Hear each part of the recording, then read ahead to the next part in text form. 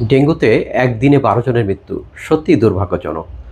আমরা জাহাঙ্গীরনগর বিশ্ববিদ্যালয় থেকে প্রতিদিনই এডিস মশার পরিস্থিতি নিয়ে আমরা গবেষণা করি। মাঠ পর্যায়ে আমাদের টিম যায়।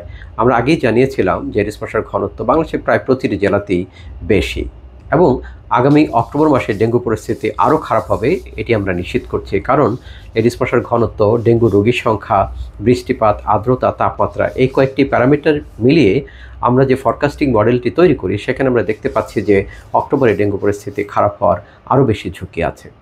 অক্টোবর অনেক মানুষ আক্রান্ত হবে এবং মৃত্যু ঝুঁকিও বাড়ার একটি সম্ভাবনা আছে। তাই এখনই ডেঙ্গু নিয়ন্ত্রণে হটস্পট ম্যানেজমেন্ট, লার্ভিসাইডিং এবং কমিউনিটি এঙ্গেজমেন্ট করা খুব প্রয়োজন। হটস্পট ম্যানেজমেন্ট মানে ডেঙ্গু রোগীর বাড়িকে কেন্দ্র করে ২০০ মিটারের মধ্যে নিশ্চিত করতে হবে যেন ওই বাড়িতে কোনো উড়ন্ত মশা বেঁচে না থাকে। যদি বেঁচে থাকে তাহলে সেখান থেকে মানুষ জ্যামিতিক হারে আক্রান্ত হওয়ার একটি ঝুঁকি তৈরি করবে। সঙ্গে সঙ্গে লার্ভিসাইডিং এবং জনগণকে নিজ নিজ বাড়ি আঙিনায় নিশ্চিত করতে হবে যেন কোথাও কোনো পাত্রে পানি জমা না থাকে, কোথাও কোনো পাত্রে এডিস মশা তৈরি না হয়।